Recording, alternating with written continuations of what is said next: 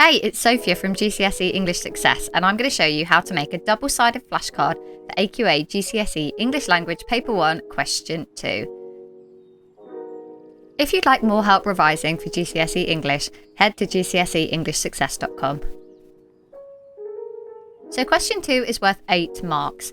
Now, it really depends on how much reading time you need, so you know yourself best, but roughly it's about a mark a minute, and you can probably be slightly more generous and offer yourself around 10 minutes, maybe 12 if you're a super fast reader.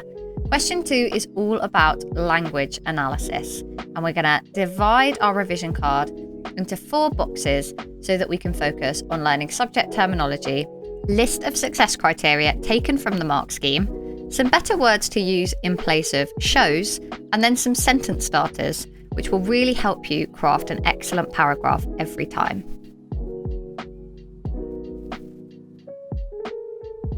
So in the top left, I'm writing my list of success criteria, and A02 stands for one of the assessment objectives outlined on AQA's mark scheme. This means that in this question, they're assessing you on how you explain, comment on, and analyse how writers use language to achieve effects and influence readers. And subject terminology is listed on the mark scheme as something that they definitely want you to include.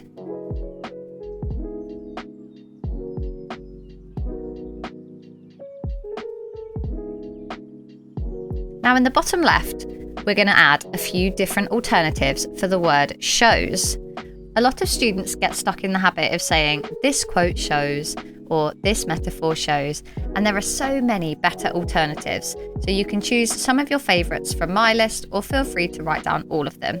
And these words are going to help you not just in the whole of Section A for Language Paper 1, they'll also help you in Language Paper 2, and even in your literature exams when you're analysing your set texts.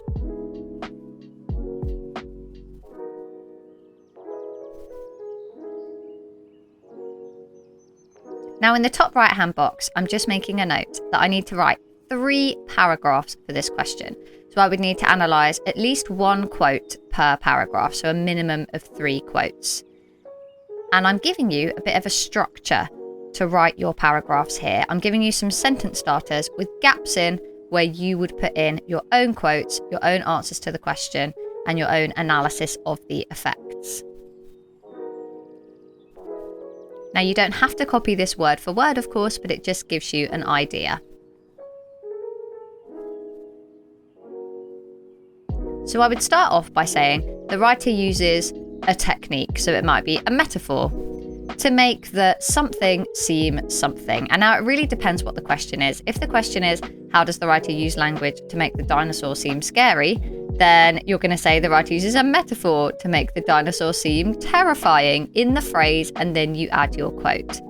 Then you start analysing the effects. You can choose a different word for suggests from the list in the bottom left-hand corner.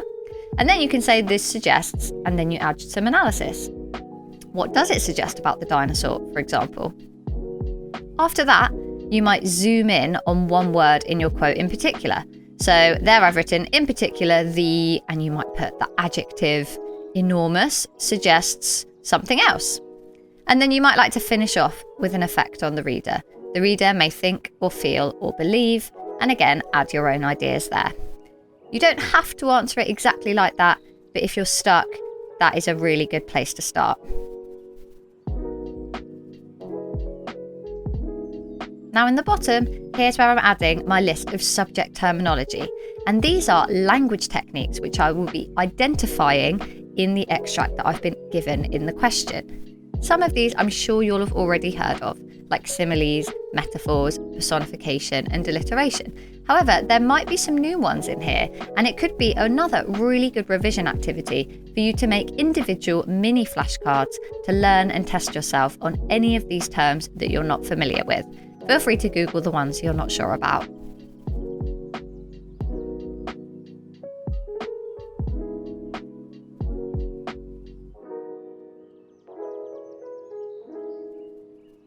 So I've put juxtaposition in brackets there because that is technically also a structural technique.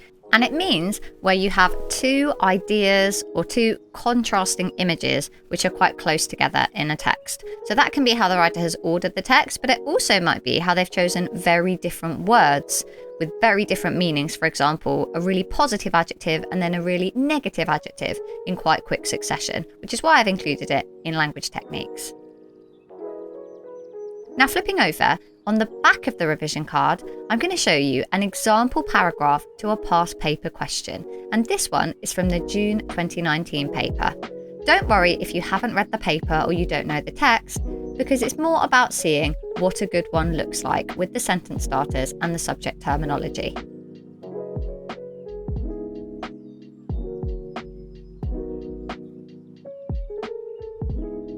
So pretty much all of the question twos will begin with the words, how does the writer use language to? And this one is, how does the writer use language to describe the Hartop family, which is obviously specific to the past paper text.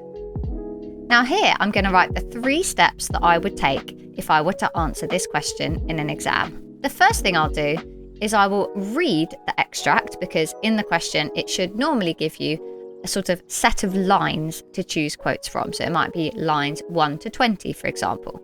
And I would highlight all the relevant quotes with good language techniques that I can find in that little extract, lines 1 to 20 or whatever it might be. Next, once I've found all the good quotes I possibly can, then I'm going to choose and number my favourite 3.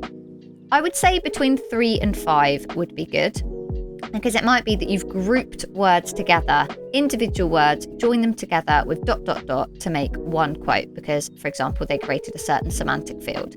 And then I will use that plan, that 1, 2, 3 that I've written on the extract, next to my favourite quotes to write 3 short paragraphs. So my first sentence is, firstly, the writer uses the semantic field of poverty in the metaphor starved-faced and the adjective thin to describe Mr. Hartop. In that sentence, I've included my subject terminology, I've specified my quotes, and I've grouped some together. So I thought starved-faced and thin went together quite nicely to create a semantic field, and I've specified in the question to describe Mr. Hartop. Then I wrote, this implies that he is perhaps longing for a better life and has been starved of emotions and happiness, not just food. So I thought about the kind of deeper implications of my quote. I haven't just put, this shows that he's hungry, but I said, well, perhaps it's not just a physical hunger, but also a metaphorical hunger. Next, I'm zooming in to the adjective thin, which, if you have read the text, you'll know is repeated throughout the extract and describes his whole family. But Mr. Hartop himself is described as occupying almost the whole seat. So I've written, but this juxtaposes the idea of him occupying almost all the seat, which suggests he is dominant and shows little care to his family. So now I'm flipping over so that I'm colour coding the different things that I've used from the other side of the revision card. So there in purple, I'm underlining the alternative words I've used instead of the word shows.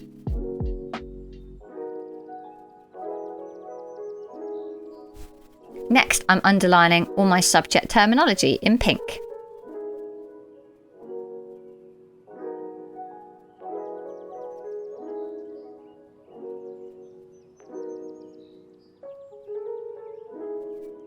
Here are my well-chosen quotes.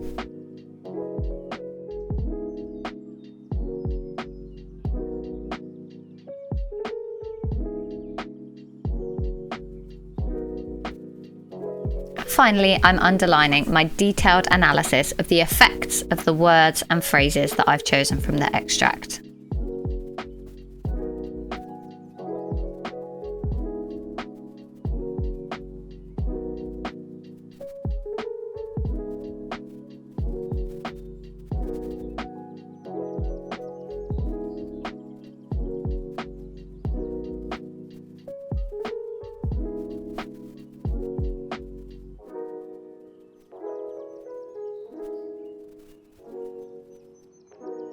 And there we have my finished and annotated example paragraph.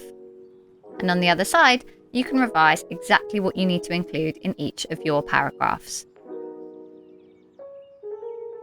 Thanks so much for watching, and make sure to check out the rest of the revision card videos in this series and visit gcseenglishsuccess.com for more revision help.